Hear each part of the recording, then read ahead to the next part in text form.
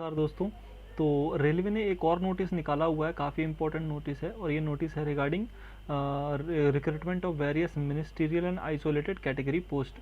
तो देख लेते हैं दोस्तों ये क्या है और इसमें इन्होंने क्या किया है, कोरिंडम नोटिस निकाला हुआ है और काफ़ी इंपॉर्टेंट नोटिस है। तो इसको देखते हैं दोस्तों क्या है इसके अंदर। तो इन्होंने देखो पैरा 1 में क्या लिखा है दोस्तों, in case of short fall in empanelment of candidate और other exigency RRB reserve right to utilize extra list, यानी कि ये क्या कर सकते हैं, स्टैंड बाय लिस्ट भी निकाल सकते हैं इफ़ रिक्वायर्ड, अगर ज़रूरत पड़ती है तो, as per the merit and option of the candidate. ये था इनके नोटिस में दिया हुआ था CEN 3 एंड 2019 में। लेकिन इसको अब इन्होंने क्या किया है, इन केस ऑफ, अब इन्होंने जो इसमें कॉरेंडम जो है किया है वो क्या किया है, in case of shortfall in empanelment of candidate और other exigency RRB reserve right to utilize candidate down the merit list if required as per the merit and option of candidate. और देखो दोस्तों इसमें एक और नोटिस निकाला है जो कि इनके पैरा 8.4 का है। वो क्या कहता है, वो ये कहता है the candidate applying against the vacancy reserve for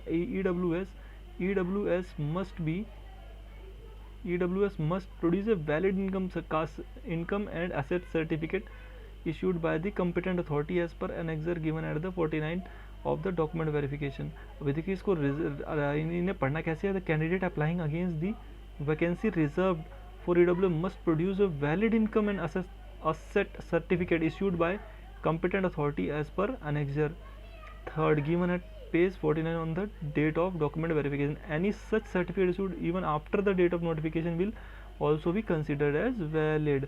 तो दोस्तों ये क्या है कि अगर पहले इन्होंने ये कहा था कि वो अपना जो डेट ऑफ नोटिफिकेशन है उससे पहले का सर्टिफिकेट होना चाहिए जो इनकम या EWS सर्टिफिकेट है, लेकिन अभी क्या कह रहे हैं कि ये जो अपना जो डेट जिसको निकाला गया नोटिफिकेशन उसके बाद का भी वैलिड माना जाएगा।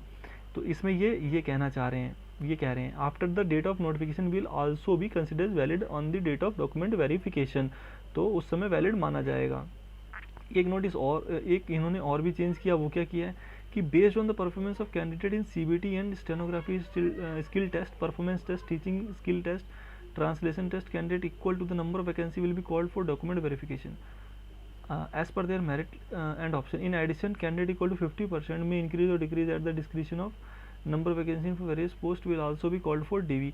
तो डॉक्यूमेंट वेरिफिकेशन के लिए उतने कैंडिडेट तो बुलाए जाएंगे जितनी वैकेंसी, साथ में 50% एक्स्ट्रा कैंडिडेट भी बुलाए जाएंगे, ये इन्होंने पहले के नोटिस में लिखा। लेकिन अब क्या लिखा है इन्होंने, based on the performance of candidate in CBT and stenography test, जो भी है स्किल टेस्ट है ना, will be called equal number of vacancies will be called for document verification as per their merit and option। However, in case of shortfall employment candidate, RRB is the right to utilize the candidate down the merit list if required as per merit option of the candidate।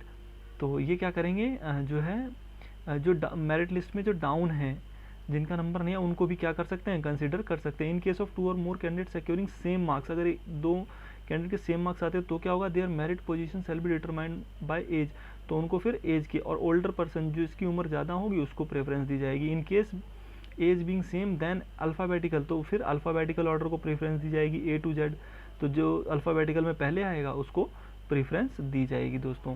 तो अगला देख लेते हैं, एक और इसी में point इन्होंने क्या लिखा है, इट में ऑल्सो भी noted that all the candidate successful in document verification are sent for medical examination, clearing such medical examination by additional candidate those for DB beyond the notified number vacancy will B.